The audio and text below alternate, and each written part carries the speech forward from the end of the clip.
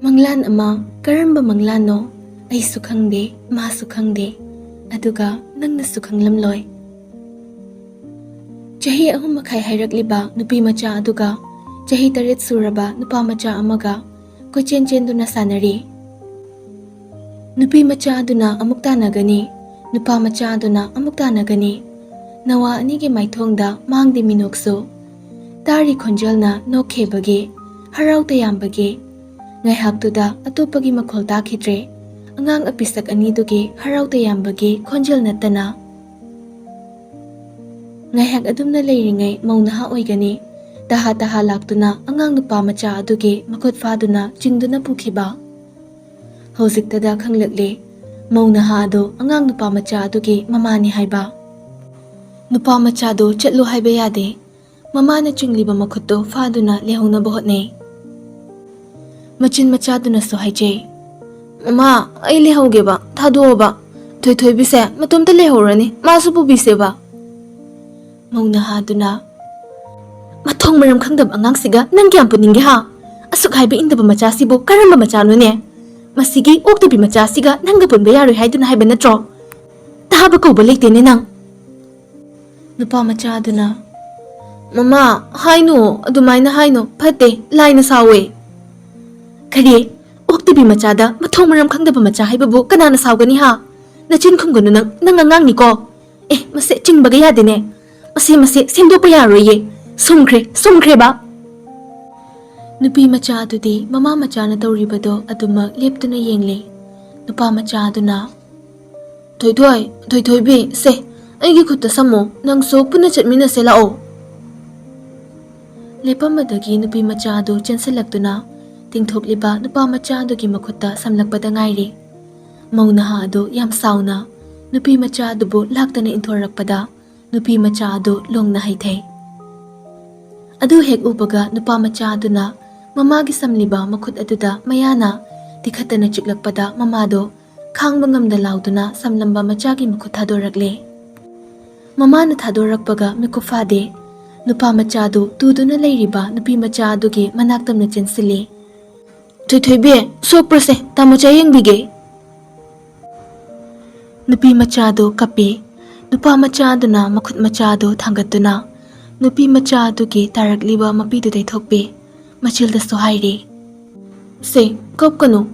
akhoi mamadi masagi dum sathi bani nang sukhangi duni nabra kai da nai se ayeng bige nupi macha adu kabli tawna haire naye I tamocha i thoe egi khutte i thoe haiduna wawa launa kapthorakle nupa macha aduna nupi macha adugi makhut khubaktu thangatuna yengle I thoklamle madu ubada machil macha aduna fu kambi fu thoi be kappa pharo se nakhong su piyo yengi se tamocha nupi macha aduna makhong macha do tingthore adudasu nupa macha aduna nunthakiduna fu haina kambi pharabona ba nupi macha aduna mangak fit haiduna phatte nupa macha aduna masing hena kamsile hanjin fu haiduna amukso hangle bhajibo hojikso nupi macha adu tapna khumi nupa macha aduna phanise tamocha na phanaba yengbirasidi nupi macha adu peri aina haidra nangna kauba lakanu haina nangna kauradi aidi hekta lakningi aduga muksu nangi mamana phuni habada nangdi tadene nang yaudradi aidi kanaga sanagani aduga itomta leibadi phutna suphage tawbudubu nang nausu tom su leiridubu nanga sananabadi aina makhoiga sanakhradi nangi kanaga sanaduba nangi ninya ngaube aina warise yare nangna wai hairaga nangi mamana ipubaso nangdi khamdokpide adum yengaga lei nangdi adudi ayangang oiribagini nangbu aingonda sauningbrane haiduna mangak chapthaduna yengje nupi macha aduna sauningdeda nangna hojik aigi sukpa kamaga phankhrabanina ai saurage ko tamocha oise ꯑꯗꯣ ꯍꯧꯒꯠꯂꯣ ꯅꯪꯕꯨ ꯆꯠꯄ ꯉꯝꯒꯗ꯭ꯔꯣ ꯇꯥꯃꯣ ꯆꯥ ꯄꯨꯕꯤꯌꯨꯔꯥ ꯏꯁ ꯌꯥꯔꯦ ꯄꯤꯛꯄ ꯅꯪꯅ ꯑꯩ ꯄꯨꯗꯨꯕ ꯅꯪꯁꯨ ꯄꯤꯔꯤꯗꯨꯕꯨ ꯉꯝꯅꯤꯅꯦ ꯌꯥꯔꯦ ꯈꯟꯖꯔꯦ ꯃꯥꯗꯣꯞ ꯍꯅꯨꯕ ꯁꯥꯔꯛꯀꯅꯨ ꯑꯩ ꯌꯦꯡꯅꯤꯡꯗꯦ ꯃꯤꯠꯄꯨ ꯅꯥꯒꯦ ꯇꯧꯏꯅꯦ ꯇꯧꯅꯔꯤꯕꯗꯨ ꯎꯕꯗ ꯌꯥꯝꯅ ꯅꯨꯡꯁꯤꯕ ꯃꯑꯣꯡꯅꯤ ꯑꯗꯨꯕꯨ ꯃꯆꯥꯅ ꯃꯌꯥꯅ ꯆꯤꯛꯂꯝꯕꯤ ꯃꯃꯥ ꯑꯗꯨꯗꯤ ꯃꯩꯗ ꯘꯤ ꯍꯩꯖꯤꯟꯕꯒꯨꯝ ꯊꯣꯛꯈ꯭ꯔꯦ ꯃꯔꯝ ꯏꯆꯥꯆꯥꯗ ꯑꯉꯥꯡ ꯑꯅꯤꯗꯨꯗ ꯁꯥꯎꯅꯤꯡꯕ ꯄꯣꯛꯂꯨꯔꯦ ꯏꯁ ꯍꯔꯦ ꯍꯔꯦ ꯃꯁꯤꯒꯤ ꯑꯉꯥꯡꯁꯤꯁꯨ ꯐꯔꯣꯏꯗꯣꯔꯤꯌꯦ ꯃꯃꯥ ꯑꯩꯕꯨꯅꯦ ꯍꯥꯠꯄ ꯉꯝꯗꯧꯕ ꯃꯆꯥꯅꯦ ꯍꯥꯏꯗꯨꯅ ꯑꯉꯥꯡ ꯑꯅꯤꯗꯨꯒꯤ ꯃꯅꯥꯛꯇ ꯆꯪꯂꯛꯇꯨꯅ ꯃꯆꯥꯕꯨ ꯐꯨꯊꯕ ꯍꯧꯔꯛꯏ ꯍꯥꯏ ꯅꯪꯁꯨ ꯌꯥꯝ ꯊꯨꯅ ꯂꯧꯔꯦꯗꯅ ꯃꯊꯣꯡ ꯃꯔꯝ ꯈꯪꯗꯕꯒꯤ ꯁꯥꯖꯠꯁꯦ ꯑꯉꯥꯡ ꯑꯗꯨ ꯑꯣꯏꯔꯤꯕ ꯅꯪꯅ ꯅꯪ ꯑꯉꯥꯡ ꯅꯨꯄꯥ ꯃꯆꯥ ꯑꯗꯨ ꯃꯆꯤ ꯂꯦꯡꯗꯦ ꯃꯨꯛꯇꯨꯅ ꯐꯝꯗꯨꯅ ꯑꯗꯨꯝ ꯂꯩ ꯃꯃꯥꯅ ꯐꯨꯔꯤꯕꯗꯨ ꯊꯧꯁꯥꯗꯦ ꯄꯤꯛꯂꯤꯕ ꯃꯆꯥꯅ ꯎꯠꯂꯤꯕ ꯃꯇꯧꯗꯨ ꯄꯦꯟꯗ꯭ꯔꯗꯨꯅ ꯙꯝ ꯐꯨꯗꯔꯦ ꯑꯗꯨꯗꯁꯨ ꯄꯦꯟꯗ꯭ꯔꯗꯨꯅ ꯇꯨꯃꯤꯟ ꯂꯦꯞꯂꯤꯕꯤ ꯅꯨꯄꯤ ꯃꯆꯥ ꯑꯗꯨꯁꯨ ꯐꯨꯕꯤꯔꯦ ꯑꯗꯨ ꯎꯕꯗ ꯉꯁꯥꯏ ꯃꯈꯩ ꯃꯥꯅ ꯐꯨꯕꯗ ꯀꯞꯂꯝꯗꯕ ꯃꯆꯥꯅꯨꯄꯥꯅ ꯀꯞꯇꯨꯅ ꯍꯥꯏꯔꯛꯑꯦ ꯃꯃꯥ ꯊꯣꯏꯊꯣꯏꯕꯤꯗ ꯐꯨꯒꯅꯨ ꯃꯥꯗꯤ ꯑꯉꯥꯡꯅꯤ ꯁꯥꯟꯅꯕ ꯍꯧꯕꯁꯨ ꯑꯩꯅ ꯍꯧꯕꯅꯤ ꯃꯥꯅꯗꯤ ꯂꯥꯛꯀꯅꯨ ꯍꯥꯏꯕꯅꯤ ꯃꯥꯕꯨ ꯐꯨꯅꯨ ꯑꯩ ꯁꯥꯎꯅꯤꯡꯉꯦꯕ ꯃꯃꯥ ꯅꯨꯄꯤ ꯃꯆꯥ ꯑꯗꯨꯁꯨ ꯀꯞꯇꯨꯅ ꯇꯥꯃꯣꯆꯥ ꯑꯩ ꯅꯥꯏꯌꯦ ꯇꯥꯃꯣꯆꯥ ꯅꯦꯅꯦ ꯈꯥꯝꯃꯣ ꯇꯥꯃꯣꯆꯥ ꯄꯤꯛꯂꯤꯕ ꯑꯉꯥꯡꯗꯨ ꯃꯃꯥꯕꯨ ꯀꯧꯗꯨꯅ ꯀꯞꯇꯦ ꯃꯥꯒꯤ ꯇꯥꯃꯣꯆꯥ ꯑꯣꯏꯅ ꯀꯧꯗꯨꯅ ꯀꯞꯂꯦ ꯃꯃꯥꯒꯤ ꯃꯇꯧꯅ ꯂꯦꯞꯇ꯭ꯔꯕꯗ ꯅꯨꯄꯥ ꯃꯆꯥꯗꯨ ꯁꯥꯎꯔꯛꯇꯨꯅ ꯆꯦꯟꯁꯤꯜꯂꯛꯂꯒ ꯃꯃꯥꯒꯤ ꯈꯨꯕꯣꯝ ꯃꯄꯥ ꯆꯞ ꯆꯥꯅ ꯃꯌꯥꯅ ꯇꯦꯛꯈꯠꯇꯅ ꯆꯤꯛꯂꯛꯄꯗ ꯃꯃꯥꯗꯨ ꯂꯥꯎꯗꯨꯅ ꯈꯥꯡꯂꯦ ꯑꯌꯣ ꯑꯁ ꯁꯤꯔꯦꯅꯦ ꯑꯩ ꯃꯁꯤ ꯑꯗꯨꯗꯒꯤ ꯃꯆꯥꯕꯨ ꯐꯨꯅꯕ ꯂꯩꯊꯣꯛꯈꯤꯕꯗ ꯃꯥꯅ ꯐꯨꯔꯝꯕꯤ ꯅꯨꯄꯤ ꯃꯆꯥꯗꯨ ꯏꯟꯊꯣꯔꯛꯂꯦ ꯅꯨꯄꯤ ꯃꯆꯥꯗꯨ ꯃꯅꯤꯡ ꯍꯟꯗꯨꯅ ꯁꯥꯡꯅ ꯆꯠꯂꯦ ꯑꯗꯨꯒ ꯃꯌꯥꯏ ꯑꯣꯏꯔꯞ ꯆꯥꯎꯅ ꯂꯩꯔꯤꯕ ꯎ ꯄꯥꯝꯕꯤ ꯑꯗꯨꯒꯤ ꯃꯈꯣꯡꯗ ꯁꯨꯖꯟꯗꯨꯅ ꯇꯨꯁꯤꯟꯈꯤ ꯏꯃꯥ ꯇꯥꯃꯣꯆꯥ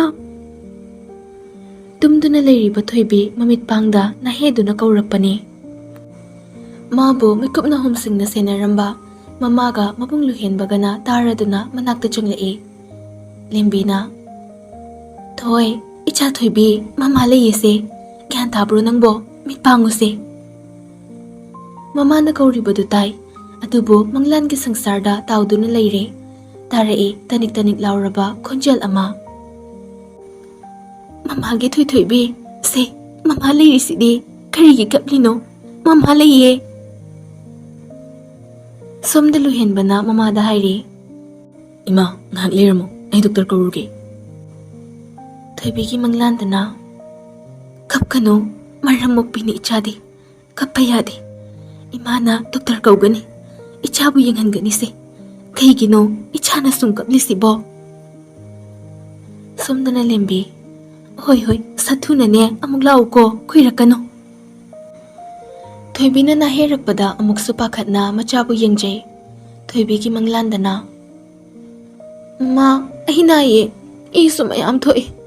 ꯅꯦꯅꯦ ꯎꯃꯥ ꯐꯠꯇꯦ ꯃꯥꯅ ꯑꯩ ꯏꯟꯕꯅꯤ ꯑꯗꯨꯒ ꯑꯩꯅ ꯇꯨꯕꯅꯤ ꯀꯗꯥꯏꯗ ꯅꯥꯒꯦꯁꯦ ꯏꯃꯥꯅ ꯀꯥꯝꯕꯤꯅꯤ ꯏꯆꯥꯒꯤ ꯑꯅꯥꯕꯗ ꯍꯥꯏꯗꯨꯅ ꯃꯆꯥꯒꯤ ꯑꯁꯣꯛꯄ ꯃꯐꯝ ꯈꯨꯗꯤꯡ ꯅꯥꯟꯊꯕꯤꯔꯛꯏ ꯁꯣꯝꯗꯅ ꯂꯦꯝꯕꯤꯅ ꯒ꯭ꯌꯥꯟ ꯇꯥꯗ ꯅꯥꯍꯦꯗꯨꯅ ꯂꯩꯔꯤꯕ ꯃꯆꯥ ꯊꯣꯏꯕꯤꯕꯨ ꯅꯨꯡꯁꯤꯅ ꯃꯀꯣꯛꯇ ꯃꯈꯨꯠꯇ ꯃꯃꯥꯏꯗ ꯅꯥꯟꯊꯕꯤꯔꯤ ꯂꯦꯝꯕꯤꯅ ꯁꯣꯜꯂꯤ ꯏꯆꯥ ꯀꯔꯤꯁꯨ ꯇꯧꯔꯣꯏꯌꯦ ꯏꯃꯥ ꯂꯩꯔꯤꯁꯤꯗꯤ ꯏꯆꯥꯕꯨ ꯏꯃꯥꯅ ꯉꯥꯛꯀꯅꯤ ꯁꯦꯟꯅꯒꯅꯤ ꯏꯆꯥ ꯀꯔꯤꯁꯨ ꯇꯧꯔꯣꯏ ꯊꯣꯏꯕꯤꯒꯤ ꯃꯪꯂꯥꯟꯗ ꯏꯆꯥ ꯀꯔꯤꯁꯨ ꯇꯧꯔꯣꯏ ꯃꯃꯥ ꯂꯩꯔꯤꯕꯁꯤꯗꯤ ꯃꯃꯥꯅ ꯀꯣꯟꯗꯨꯅ ꯊꯝꯂꯤꯁꯤꯗꯤ ꯏꯆꯥꯕꯨ ꯀꯅꯥꯅꯁꯨ ꯐꯨꯕ ꯌꯥꯔꯣꯏꯌꯦ ꯍꯦꯛ ꯐꯨꯔꯛꯄꯗ ꯃꯃꯥꯅꯅꯦ ꯑꯃꯨꯛ ꯃꯤꯗꯣ ꯐꯨꯗꯣꯔꯤꯕꯅꯤ ꯍꯥꯏꯖꯔꯕꯁꯨ ꯃꯆꯥꯒꯤ ꯑꯋꯥꯕ ꯃꯇꯧ ꯌꯦꯡꯕ ꯉꯝꯗꯦ ꯀꯞꯂꯦ ꯃꯪꯂꯥꯟꯒꯤ ꯃꯃꯥ ꯁꯥꯕꯤꯗꯣ ꯇꯥꯏꯕꯪꯗꯅ ꯂꯦꯝꯕꯤ ꯇꯥꯔꯛꯂꯤꯕ ꯃꯄꯤꯗꯣ ꯐꯤꯖꯤꯅ ꯇꯞꯅ ꯅꯥꯟꯊꯣꯛꯏ ꯂꯨꯍꯦꯟꯕꯅ ꯗꯣꯛꯇꯔ ꯄꯨꯗꯨꯅ ꯂꯥꯛꯂꯦ ꯑꯗꯨꯗꯒꯤ ꯀꯔꯤꯅꯣ ꯈꯔ ꯍꯥꯏꯔꯝꯂꯒ ꯊꯣꯛꯈ꯭ꯔꯦ ꯃꯇꯥꯡ ꯑꯗꯨꯗ ꯍꯦꯟꯕ ꯑꯃꯗꯤ ꯃꯤꯠꯁꯅꯥꯁꯨ ꯆꯥꯛ ꯄꯨꯗꯨꯅ ꯂꯥꯛꯂꯦ ꯃꯥꯒꯤ ꯅꯨꯄꯤꯅ ꯀꯞꯂꯤꯕꯗꯨ ꯎꯕꯗ ꯍꯥꯏꯔꯛꯏ ꯏꯍꯦ ꯃꯃꯥ ꯑꯃꯨꯛ ꯀꯞꯂꯕ꯭ꯔꯣ ꯅꯪꯕꯣ ꯂꯦꯝꯕꯤ ꯈꯨꯝꯗꯦ Henbasu wa makha tadre ka atugi faklang nakna leptuna uyungum leiri mitsnana tumduna leiriba manawgi manakta changlaklaga famung machida famthei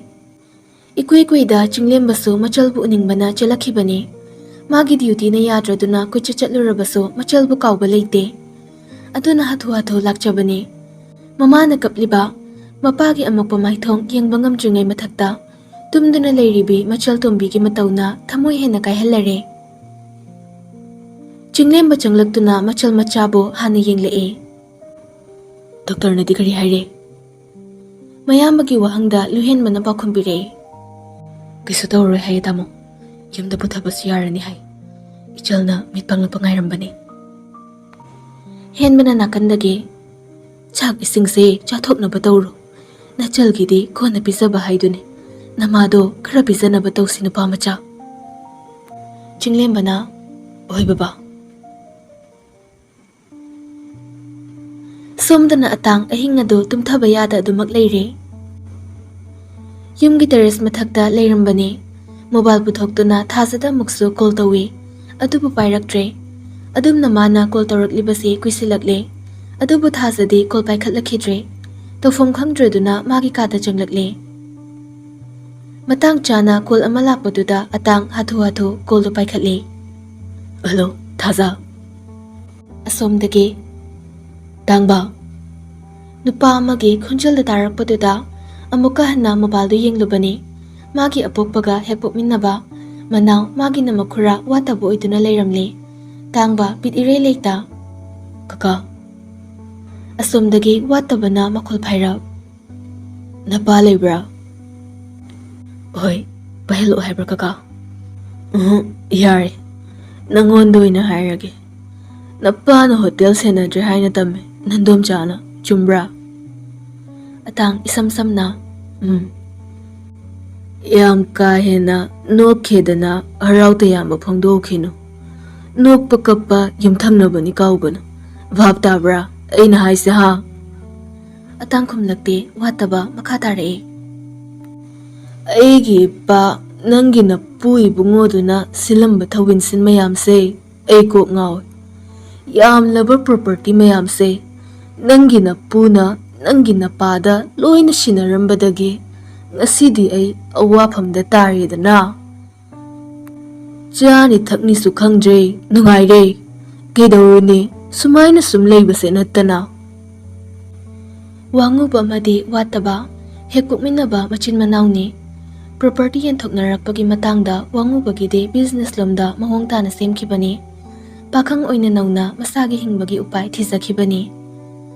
aduga watabana magi property yonthokduna government ke job ta sel thiduna thabak tawkhibani chahi manga taruk thabak tawramlaga ikuida mana napal tawba henmalakpadagi makhoi mamanaba masel mayu thakchinaduna khana china tawrakpada soibadagi mamanaba ama watabagi license ganaduna kapada soibadagi sikhibani thodok aduna maram oiraga wataba thabakdagi suspend leikhibani hojikna thabak sufam nompham khangda mayu tapta khithakchinduna yumdo khabai khara sana otkhaire mana migi nungaibu uba yade kalakpa khambanbana masado nongmagi thumjilai aduna ngasisu mayu thaktuna mabukta leiba fatraba wakhaldo mapan thoklaklibani watabagi wahai singdo tariba magi nupi maipakpina mobile adu munduna call adu kakthatle matawduda wataba isawhina langbe helai hey kaigino nangna tawida ha ai so sichiba natro maipakpina karino ha karino ba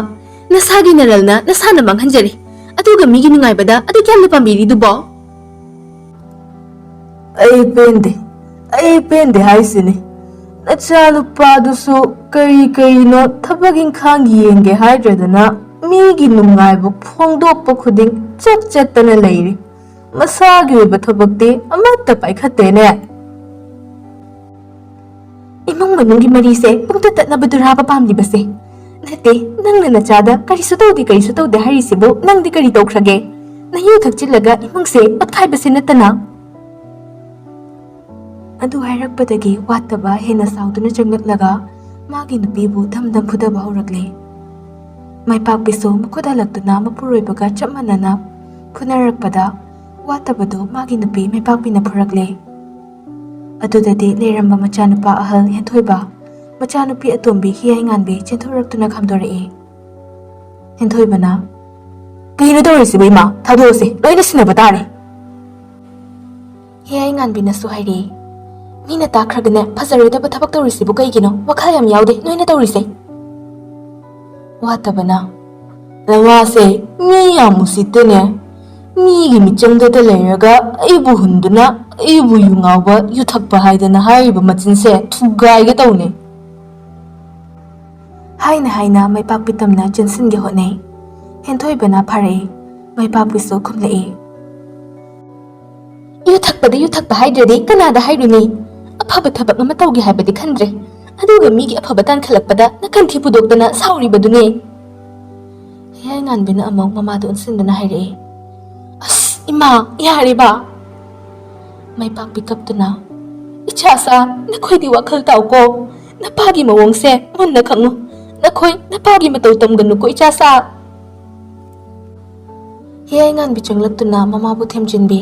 ꯍꯦꯟꯊꯣꯏꯕꯁꯨ ꯃꯄꯥꯕꯨ ꯀꯥꯗ ꯊꯝꯂꯝꯂꯒ ꯊꯣꯛꯂꯛꯇꯨꯅ ꯃꯃꯥꯕꯨ ꯑꯃꯨꯛ ꯊꯦꯝꯃꯤ꯫ "ꯏꯃꯥ, ꯑꯩꯈꯣꯏꯁꯨ ꯂꯣꯏꯅ ꯈꯪꯉꯤ. ꯕꯕꯥꯁꯦ ꯑꯉꯥꯡ ꯃꯆꯥ ꯑꯣꯜꯂꯤ. ꯅꯤꯁꯥ ꯑꯁꯤꯅꯁꯨ ꯋꯥꯈꯜ ꯄꯨꯕ ꯉꯝꯗ꯭ꯔꯦ. ꯑꯗꯨꯅ ꯑꯩꯈꯣꯏꯅ ꯐꯥꯊꯗꯨꯅ ꯇꯞꯅ ꯁꯤꯖꯤꯟꯅꯁꯤ. ꯅꯤꯁꯥꯅ ꯋꯥꯈꯜ ꯄꯨꯕ ꯉꯝꯗ꯭ꯔꯤꯉꯩ ꯑꯩꯈꯣꯏꯅ ꯑꯃꯨꯛ ꯁꯥꯎꯖꯤꯜꯂꯕꯗꯤ ꯃꯥꯅ ꯍꯦꯟꯖꯤꯜꯂꯛꯀꯅꯤ. ꯂꯩꯀꯥꯏ ꯀꯨꯝꯍꯩ ꯇꯥꯗꯨꯅ ꯇꯣꯛꯀꯅꯤ. ꯑꯗꯨꯅ ꯑꯩꯈꯣꯏꯅ ꯑꯣꯏꯅ ꯐꯥꯊꯅꯕ ꯇꯝꯂꯁꯤ."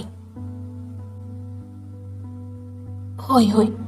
ꯑꯗꯣ ꯅꯪꯕꯨ ꯅꯄꯥꯆꯧꯒꯤ ꯊꯧꯔꯝꯗꯣ ꯌꯥꯎꯔꯤꯕ ꯅꯠꯇ꯭ꯔꯣ?" "ꯍꯣꯏ ꯏꯃꯥ." "ꯅꯄꯥꯅ ꯋꯥꯈꯜ ꯇꯥꯗ꯭ꯔꯁꯨ ꯅꯪꯗꯤ ꯇꯥꯎꯀꯣ. ꯑꯩꯈꯣꯏꯒꯤꯅꯦ ꯍꯥꯏꯕꯗ ꯃꯈꯣꯏ ꯅꯠꯇꯕ ꯑꯇꯣꯞꯄ ꯀꯅꯥ ꯂꯩꯇ꯭ꯔꯕꯅꯤ. ꯃꯗꯨ ꯈꯪꯅ ꯆꯠꯂꯨꯀꯣ." ꯆꯠꯂꯤ ꯑꯩꯅ ꯅꯪꯒꯤ ꯂꯝꯕꯤ, ꯃꯝꯂꯕ ꯅꯪꯒꯤ ꯂꯝꯕꯤꯗꯨꯗ, ꯅꯝꯂꯤ ꯊꯥꯕꯜꯂꯩꯒꯤ ꯂꯩꯅꯝꯁꯨ, ꯊꯦꯡꯂꯕ ꯊꯥꯕꯜ ꯐꯔꯕ ꯑꯍꯤꯡꯂꯛꯇ꯫ ꯃꯇꯝ ꯈꯔꯁꯨ ꯍꯧꯈ꯭ꯔꯦ꯫ ꯑꯇꯥꯡ ꯀꯣꯂꯦꯖ ꯑꯃꯒꯤ ꯒꯦꯠ ꯋꯥꯡꯃꯗ ꯂꯩꯕ ꯗꯨꯀꯥꯟ ꯃꯆꯥ ꯑꯗꯨꯒꯤ ꯃꯃꯥꯡꯗ ꯂꯦꯞꯇꯨꯅ ꯀꯣꯜꯗ ꯋꯥꯔꯤ ꯁꯥꯔꯤ꯫ ꯋꯥꯔꯤ ꯁꯥꯅ ꯃꯃꯥꯏ ꯂꯩꯊꯣꯔꯛꯄꯗ ꯅꯨꯄꯤ ꯃꯆꯥ ꯑꯃꯅ ꯀꯣꯂꯦꯖ ꯃꯅꯨꯡꯗꯒꯤ ꯃꯥꯏꯊꯣꯡ ꯃꯀꯥ ꯂꯥꯝꯅ ꯆꯦꯟꯊꯣꯔꯛꯄꯗꯨ ꯎꯔꯛꯏ꯫ ꯅꯨꯄꯤ ꯃꯆꯥ ꯑꯗꯨꯒꯤ ꯃꯤꯅꯣꯛꯇꯨ ꯎꯔꯨꯕꯗ ꯃꯁꯥ ꯈꯪꯍꯧꯗ ꯃꯥꯁꯨ ꯃꯥꯏꯊꯣꯡ ꯃꯀꯥ ꯂꯥꯝꯅ ꯃꯤꯅꯣꯛ ꯇꯝꯂꯨꯔꯦ꯫ ꯅꯨꯄꯤ ꯃꯆꯥꯗꯨ ꯄ꯭ꯔꯞ ꯃꯥꯅ ꯂꯩꯔꯤꯕ ꯑꯗꯣꯝꯗ ꯆꯦꯟꯁꯤꯜꯂꯛꯇꯨꯅ ꯗꯨꯀꯥꯟꯒꯤ ꯅꯥꯀꯟꯗ ꯆꯦꯟꯁꯤꯟꯈꯤ꯫ ꯑꯇꯥꯡꯁꯨ ꯇꯥꯟꯅꯗꯨꯅ ꯌꯦꯡꯂꯨꯏ꯫ ꯅꯨꯄꯤ ꯃꯆꯥꯗꯨ ꯂꯦꯞꯂꯤꯕ ꯅꯨꯄꯥ ꯑꯗꯨꯒꯤ ꯃꯃꯥꯡꯗ ꯂꯦꯞꯇꯨꯅ ꯅꯣꯛꯂꯤ꯫ ꯑꯃꯨꯛꯁꯨ ꯇꯥꯔꯛꯏ ꯅꯨꯄꯤ ꯃꯆꯥ ꯑꯗꯨꯒꯤ ꯈꯣꯟꯖꯦꯜ ꯄꯤꯛꯇꯛꯅ ꯋꯥ ꯉꯥꯡꯂꯤꯕꯗꯣ꯫ "ꯀꯌꯥꯝ ꯀꯨꯏꯔꯒꯦ ꯂꯥꯛꯄ? ꯑꯩꯉꯣꯟꯗꯁꯨ ꯍꯥꯟꯅꯅ ꯍꯥꯏꯔꯛꯇꯦ. ꯁꯨꯃꯥꯏꯅ ꯅꯪꯒꯤ ꯁꯔꯄ꯭ꯔꯥꯏꯖꯅꯤ ꯍꯥꯏꯔꯒ ꯈꯨꯗꯛꯇ ꯂꯥꯛꯁꯤꯟꯕꯁꯦ ꯇꯧꯅꯨ ꯍꯥꯏꯕꯅꯤ. ꯑꯗꯨꯕꯨ ꯌꯥꯗꯦꯅꯦ." ꯅꯨꯄꯤ ꯃꯆꯥ ꯑꯗꯨꯒꯤ ꯃꯃꯥꯡꯗ ꯂꯦꯞꯂꯤꯕ ꯅꯨꯄꯥꯗꯨ ꯋꯥ ꯉꯥꯡꯗꯦ꯫ ꯑꯗꯨꯃꯛ ꯅꯨꯄꯤ ꯃꯆꯥ ꯑꯗꯨꯗ ꯌꯦꯡꯗꯨꯅ ꯂꯩꯔꯛꯏ꯫ ꯅꯨꯄꯤ ꯃꯆꯥ ꯑꯗꯨꯅ ꯑꯃꯨꯛꯁꯨ ꯍꯥꯏꯈꯤꯕꯗꯨ ꯑꯇꯥꯡꯅ ꯇꯥꯔꯛꯏ꯫ "ꯆꯥꯛꯇꯤ ꯆꯥꯔꯛꯄ꯭ꯔꯥ? ꯀꯩꯅꯣꯝ ꯆꯥꯈꯤꯁꯦ." "ꯑꯩꯁꯨ ꯆꯥꯛ ꯆꯥꯔꯛꯇꯦ. ꯂꯥꯝꯕꯗꯁꯨ ꯂꯣꯏꯔꯦ. ꯑꯦꯛꯖꯥꯝ ꯃꯅꯨꯡꯗ ꯄꯨꯛꯁꯦ ꯈꯣꯡꯕꯗ." "ꯀꯩꯅꯣ ꯇꯨꯃꯤꯟ ꯁꯨꯝ ꯂꯩꯔꯤꯁꯤꯕꯣ?" ꯅꯨꯄꯥ ꯑꯗꯨꯅ ꯈꯨꯝꯂꯛꯇ꯭ꯔꯕꯗ ꯅꯨꯄꯤ ꯃꯆꯥ ꯑꯗꯨꯅ ꯍꯪꯈꯤꯕꯅꯤ꯫ ꯃꯥꯏ ꯊꯛꯄꯤ ꯍꯥꯏꯔꯗ꯭ꯔꯥ ꯎꯔꯨꯗ꯭ꯔꯦ. ꯉꯁꯥꯏꯗꯒꯤ ꯅꯨꯄꯥ ꯑꯗꯨꯒꯤ ꯅꯥꯀꯟꯗ ꯂꯦꯞꯇꯨꯅ ꯅꯨꯄꯥ ꯑꯗꯨꯅ ꯃꯈꯨꯠ ꯁꯝꯂꯤꯕꯤ ꯅꯨꯄꯤ ꯃꯆꯥꯗꯣ ꯍꯧꯖꯤꯛꯇꯗ ꯎꯔꯛꯂꯦ꯫ ꯅꯨꯄꯤ ꯃꯆꯥꯗꯣ ꯅꯣꯛꯂꯝꯕ ꯍꯟꯖꯤꯟꯈꯤꯗꯨꯅ ꯇꯤꯉꯛ ꯑꯣꯏꯅ ꯌꯦꯡꯂꯛꯂꯦ꯫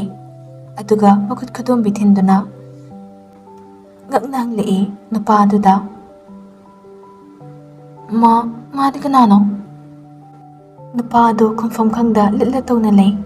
ꯅꯨꯄꯥ ꯑꯗꯨꯒꯤ ꯄꯥꯎꯈꯨꯝ ꯉꯥꯏꯕ ꯉꯝꯗ꯭ꯔꯦ꯫ ꯁꯝꯅꯔꯤꯕ ꯃꯈꯨꯠ ꯑꯗꯨꯗ ꯌꯦꯡꯂꯝꯂꯒ ꯅꯨꯄꯤ ꯑꯗꯨꯗ ꯇꯞꯅ ꯌꯦꯡꯂꯛꯏ꯫ ꯑꯗꯨꯒ ꯍꯪꯂꯛꯏ, "ꯅꯪ ꯀꯅꯥꯅꯣ?" ꯅꯨꯄꯤ ꯑꯗꯨꯁꯨ ꯎꯁꯤꯠꯇꯕ ꯃꯄꯥꯟ ꯊꯣꯛꯂꯗꯨꯅ ꯈꯨꯝꯂꯛꯏ, "ꯑꯩꯔꯥ? ꯇꯥꯃꯣꯒꯤ ꯒꯔꯜꯐ꯭ꯔꯦꯟ." ꯋꯥꯍꯩ ꯑꯗꯨ ꯇꯥꯕꯗꯅ ꯍꯦꯟꯅ ꯉꯛꯈ꯭ꯔꯦ꯫ ꯉꯛꯅ ꯂꯦꯞꯂꯤꯕ ꯅꯨꯄꯥ ꯑꯗꯨꯗ ꯑꯃꯨꯛ ꯌꯦꯡꯂꯤ꯫ ꯅꯨꯄꯤ ꯑꯃꯗꯨꯁꯨ ꯋꯥꯍꯪ ꯑꯣꯏꯅ ꯍꯪꯖꯤꯜꯂꯛꯏ, "ꯅꯪꯗꯤ ꯀꯅꯥꯅꯣ?" ꯅꯨꯄꯥ ꯑꯗꯨꯗ ꯌꯦꯡꯂꯝꯕ ꯅꯨꯄꯤ ꯃꯆꯥ ꯑꯗꯨꯒꯤ ꯃꯤꯠꯌꯦꯡ ꯍꯣꯡꯗꯨꯅ ꯅꯨꯄꯤ ꯑꯗꯨꯗ ꯑꯃꯨꯛ ꯌꯦꯡꯂꯛꯏ꯫ ꯄꯥꯎꯈꯨꯝꯗꯤ ꯄꯤꯕ ꯉꯝꯗ꯭ꯔꯦ꯫ ꯀꯌꯥꯝ ꯂꯨꯕ ꯋꯥꯍꯪ ꯑꯣꯏꯔꯕꯅꯣ? ꯅꯠꯇ꯭ꯔꯒꯅ ꯄꯥꯎꯈꯨꯝ ꯄꯤꯕ ꯍꯩꯇ꯭ꯔꯕꯔꯥ? ꯅꯨꯄꯥ ꯑꯗꯨ ꯇꯞꯅ ꯋꯥ ꯉꯥꯡꯂꯛꯏ, "ꯕꯦꯝ, ꯅꯨꯄꯥ ꯑꯗꯨꯒꯤ ꯋꯥꯍꯩ ꯃꯈꯥ ꯇꯥꯔꯨꯗ꯭ꯔꯦ꯫ ꯅꯨꯄꯤ ꯃꯆꯥ ꯑꯗꯨ ꯃꯄꯤꯔꯥ ꯈꯨꯗꯛꯇ ꯊꯥꯡꯂꯛꯇꯨꯅ, "ꯌꯥꯔꯦ, ꯑꯩ ꯈꯪꯉꯤ." ꯇꯧꯅꯔꯤꯕ ꯄꯨꯝꯕ ꯑꯇꯥꯡꯁꯨ ꯅꯥꯀꯟ ꯑꯃꯗꯒꯤ ꯌꯦꯡꯂꯤꯕꯅꯤ ꯉꯁꯥꯏꯗꯒꯤ꯫ ꯃꯈꯨꯠꯇ ꯄꯥꯏꯔꯤꯕ ꯃꯣꯕꯥꯏꯜ ꯔꯤꯡ ꯈꯤꯡꯂꯛꯄꯁꯨ ꯇꯥꯔꯨꯗ꯭ꯔꯦ꯫ nupi macha adugi milu pirang yengdingayda. Nupi macha aduna kapningba khangna hairi. Nangna inungsidraga karigi nungsiba sari. Asukuiba matamse nangna karigi aiba nungsiba sari bano. Nungsidrabuti sengna aiba nungsida haibirambada aina nangbo waraubasu pendabasu thamlamloi. Nupa ado mana tumhena saujilaktuna nupi macha aduda thina chaiba hore. Nungsinaribani haiduna tha amada amurak khang unaba adusu aina haudragan unadaba miyam khangna nangni nungsinabagi mari khangan saibada nangni separate pamba madugi marumda nangna arunba lambi chatnaba hotnaba aidi hanana so haikrabaduni ai koiba langba khara pami khara danati yamna pami aduna aigumba aigi wakhal janaba aiga koiminaba langminaba ngauminaba yaba aina hairikhe yaba nupido ai pami nangi unabadagi hendoktana kolda wari saba phawba yadaba madugi relation dudine ai pamdi bado aigi types oide aduna aina aigi wakhal aigi pamba aigi type oiba aigi wakhal janaba misak thizabani masida nangna saubagi maram chadi. Nupa adugi wahaida pendraba nupi machado mapi tapna sintharagli ngasaidagi khamgatlamba pirangdo lima yungna takrabada mahaki oiba wahi kharaso khangalagli nupa mangonda. Chummi nangi apamba nangna tawsakhibani aina sauningai maramsu leiti adubo masimadi hairamgi punsida nupa haiba nupa ase thasaramdaba aina nahaka theknarubadagi nupa khudingmak phattaba nate khankhibani adubo ngasidi khangli nanga theknarubasina khara phagadra khalluba hena sathinaba machak ama semgatpaga pangkhak oire masida nangi nara leiti aranba misak amada nungsibi yaroidaba misak amada aina thawai hakchang thazana nungsiba thamluba aina lanbani adubo masimasu khangjaho nangi nungaiba thibada nangbu thamoisingna nungsijabi kana amadi nangi punsidagi punsigi oina manglabani aigi punsisina leiri makhaidi nakhoi nupa haiba zatse punsisida thazaba thamkhraroi matamgi matung ina aigi mitnu pirangsidi kangkhiba yai adubo pirangi mamidi kokhraroi aigi wakhal khanda nangaina leirakpa ngamba oyo hairamduna nupi macha adu mafum adu thadoktuna chatkre atang chatkriba nupi macha adugi maikaida adumak yengduna lehore